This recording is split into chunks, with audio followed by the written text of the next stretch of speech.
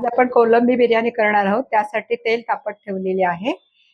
हे तमालपत्राची 2 पानं टाकायची आहेत. ते टाकला का हे 2 मोठे कांदे चिरून घेतलेले ते यात टाकायचे आणि परतून हे कांदे चांगले गुलाबी होईपर्यंत परतवायचे आहेत. कांदा कोमेजला आहे त्याच्यावरती आपल्याला हे 2 मोठे चिरलेले टोमॅटो घालायचे आणि त्या टोमॅटो छान मिक्स केल्यानंतर अर्धा चमचा हळद घालायची. हळद घातल्यानंतर त्याच्यावरती चवीनुसार मीठ घालायचंय. त्याच्यावर 1 चमचा गरम मसाला घालायचा. हे वाटण केलेलं आहे हिरवं. 7-8 मिरच्या, 1 कांदा लसणीचा, आलं आहे ह्याच्यामध्ये आणि भरपूर कोथिंबीर घेतलेली आहे. त्याचं हे वाटण, कारण आपल्याला कोलंबीची बिर्याणी ही हिरवी करायची आहे ना, म्हणून हिरवं वाटण आहे.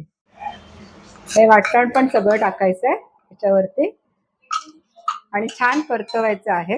मसाले चांगले परतून झाल्यानंतर त्याच्यावरती कोलंबी घालायची.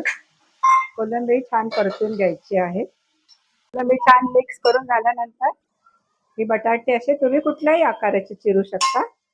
बटाटी घालून पण मिक्स करायचे आपल्याला.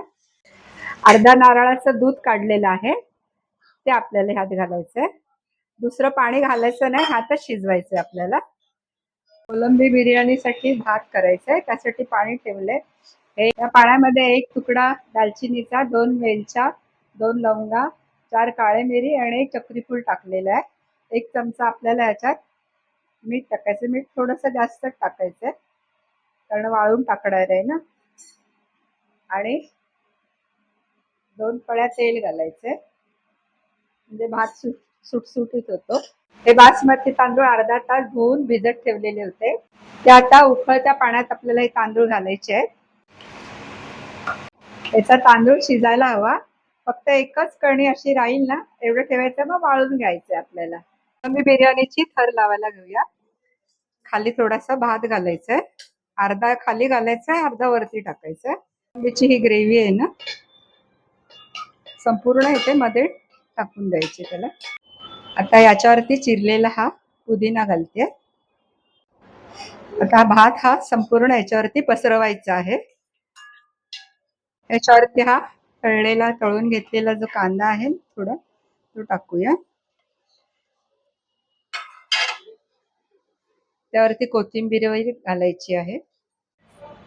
याच्यावरती आपल्याला 2-3 पळ्या तेल घालायचंय. बिर्याणीला आता वाफ येण्यासाठी आपल्याला हे झाकण ठेवायचंय आणि 10 मिनिटं वाफ घेऊन नंतर गॅस बंद करायचंय. बिर्याणीला वाफ आली आहे. बिर्याणी म्हणजे आपली झालेली आहे. आता आपण सर्व करायला घेऊया. कोलंबी हिरवी बिर्याणी तयार आहे. तुम्ही पण करून बघा, तुम्हालाही आवडेल.